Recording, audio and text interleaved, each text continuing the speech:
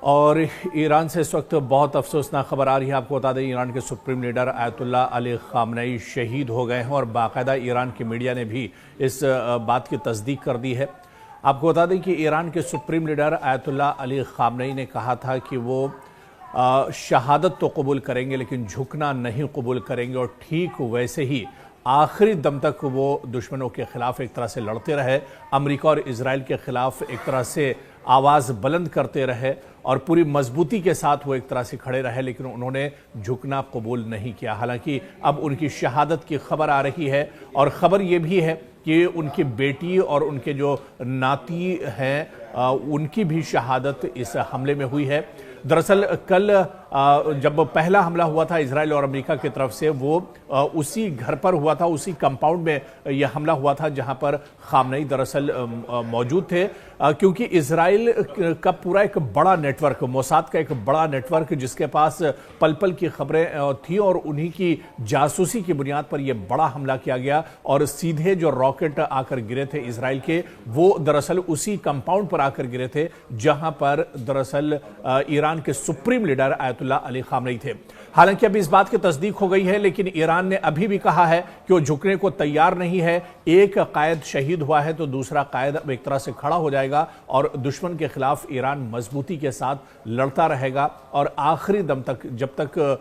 خون کا ایک قطرہ ان میں موجود ہے وہ دشمن کے خلاف ایک طرح سے لڑتے رہیں گے۔ اور اس بیچ آپ دیکھیں کہ ایک طرف جہاں ایران کے سپریم لیڈر آیت اللہ علی خامنئی شہید ہو گئے، لیکن دوسری طرف آپ دیکھیں کہ ایران لگاتار اٹیک کر رہا ہے۔ ایران لگاتار پورے مشرق وسطی میں جہاں پر امریکہ کے ایئر بیسز ہیں، امریکہ کے جہاں پر سیکیورٹی فورسز کے جوان موجود ہیں، ان پورے علاقوں کو ایران دراصل نشانہ بنا رہا ہے۔ ان تمام ٹھکانوں کو نشانہ ایران کی طرف سے بنایا جا رہا ہے جو امریکہ کے ایئر بیس ہیں، اور اس کے علاوہ اسرائیل کے تل ابیب اور حیفا پر بھی ایران کے میزائل آ کر گرے ہیں۔ یعنی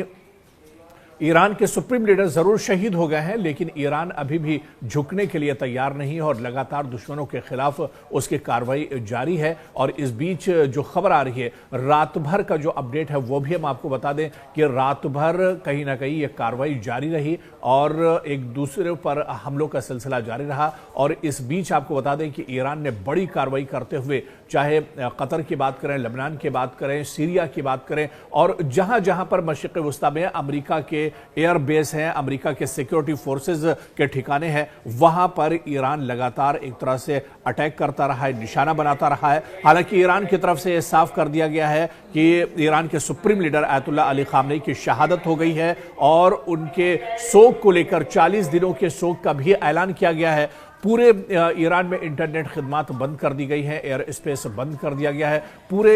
ایران میں ایک طرح سے غم کی لہر دوڑ گئی ہے۔ لیکن ایران کی طرف سے یہ بھی اعلان کیا گیا ہے کہ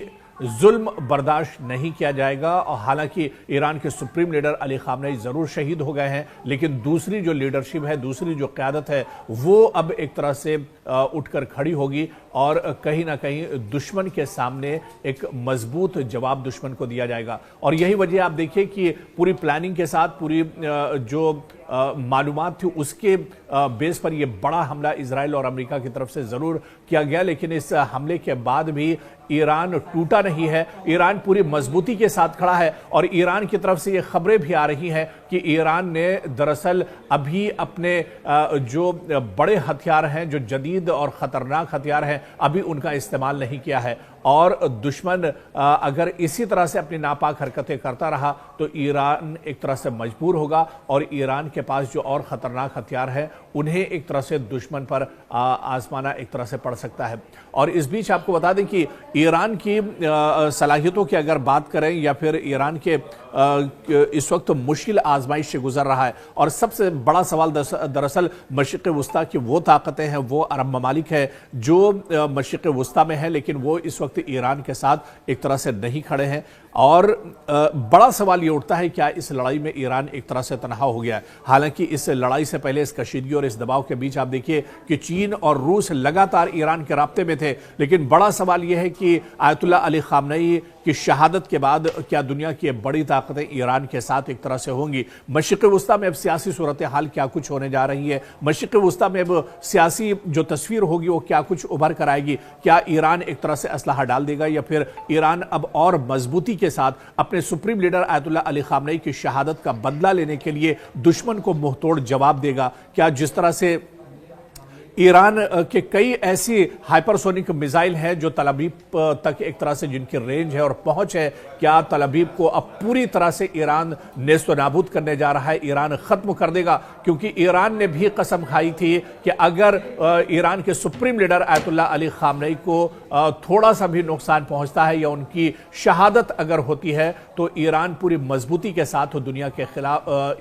इजराइल और अमेरिका के खिलाफ लड़ेगा। अब क्या कुछ इस लड़ाई का रुख होगा ये देखना बहुत अहम हो जाएगा। लेकिन ईरान की तरफ से बार बार जो ऐलान होता रहा है, ईरान जो बात बार बार कहता रहा है और शहादत तक यानी शहीद होने तक ईरान के supreme leader Ayatollah Ali Khamenei ने दुश्मन के सामने हथियार नहीं डाले, दुश्मन के सामने उन्होंने झुकना गवारा नहीं किया। वो शहीद हो गए लेकिन झुके नहीं, वो शहीद हो गए लेकिन कमजोर नहीं पड़े, वो शहीद हो गए लेकिन पीठ दिखाकर भागे नहीं। और ऐसे में अब ईरान का मौकफ क्या होता है? क्या ईरान पूरी मजबूती के साथ इजराइल को तबाह बर्बाद करने के लिए एक बड़ा मंसूबा बनाएगा? यह देखना भी अहम होगा।